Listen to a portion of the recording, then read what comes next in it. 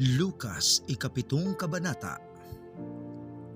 Pinagaling ang alipin ng kapitang Romano. Matapos sabihin ni Jesus sa mga ito sa mga tao, pumunta siya sa bayan ng Capernaum. Doon ay may isang kapitang Romano na may aliping mahal sa kanya. May sakit ang aliping ito at nasa bingit ng kamatayan. Nang mabalitaan ng kapitan ng tungkol kay Jesus, nagsugo siya ng ilang mga pinuno ng mga Hudyo upang pakiusapan si Jesus na dalawin at pagalingin ang alipin. Paglapit ng mga sugo kay Jesus, taimtim silang nakiusap sa kanya at sinabi, "Siya po'y karapat-dapat na pagbigyan ninyo, sapagkat mahal niya ang ating bansa. Sa katunayan nga po, ipinagpatayo niya tayo ng isang sinagoga." Sumama sa kanila si Jesus, ngunit nang malapit na siya sa bahay ay nasalubong niya ang mga kaibigan ng kapitan.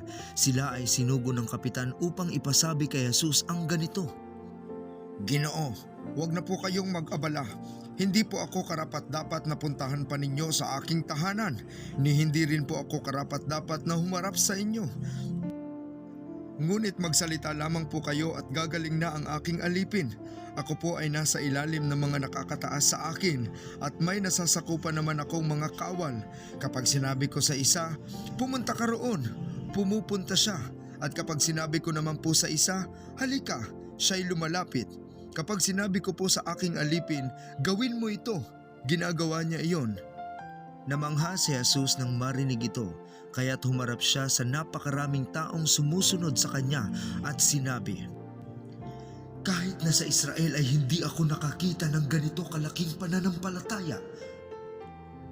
Pagbalik nila sa bahay, naratnan ng mga isinugo na magaling na nga ang alipin.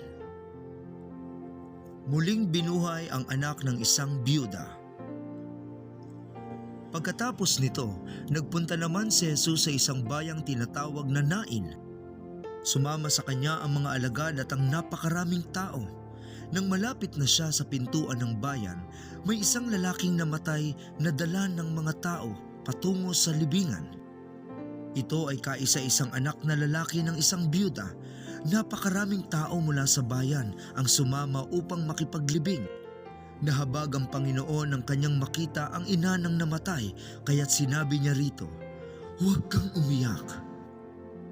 Nilapitan niya at hinipo ang kabaong at tumigil ang mga may pasa nito.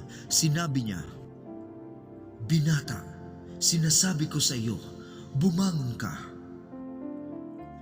Bumangon ang patay at nagsalita at siya'y ibinigay ni Jesus sa kanyang ina.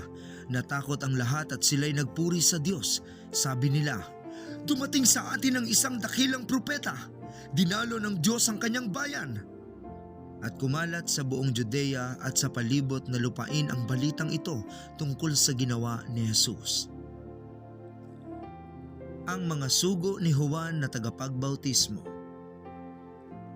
Ibinalita kay Juan ng kanyang mga alagad ang lahat ng mga pangyayaring ito, kaya tinawag ni Juan ang dalawa sa kanila at pinapunta sa Panginoon upang itanong kung siya na nga ang ipinangakong darating o kung maghihintay pa sila ng iba.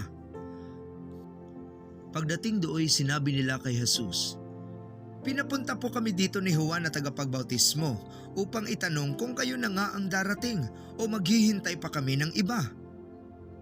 Nang oras na iyon, pinagaling ni Jesus ang maraming taong may sakit, may karamdaman at sinasapian ng masasamang espiritu. Maraming mga bulag ang binigyan niya ng paningin, kaya't sinabi niya sa mga sugo ni Juan, "Bumalik kayo kay Juan at sabihin ninyo sa kanya ang inyong nakita at narinig.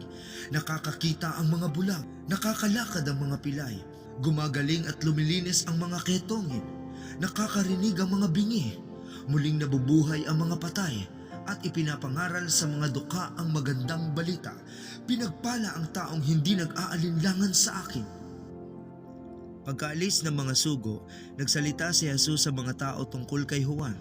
"Bakit kayo pumunta sa ilang? Ano ang ibig ninyong makita? Isang halamang tambo na inihahapay ng hangin?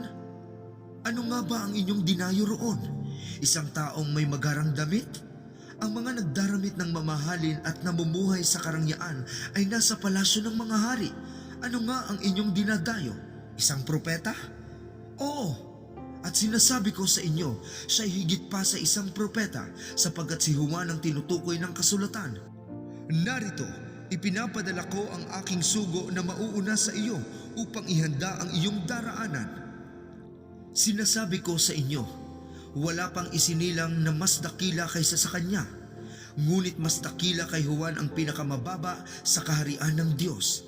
Ang lahat ng mga taong nakarinig sa kanya, pati na ang mga maniningil ng buwis, ay nagpuri sa Diyos. Ang mga ito'y binautismohan ni Juan, ngunit ang mga Pariseo at ang mga dalubhasa sa kautusan ay tumanggi sa layunin ng Diyos para sa kanila sapagkat ayaw nilang magpabautismo kay Juan. Sinabi pa ni Jesus, "Kanino ko maihahambing ang mga tao ngayon?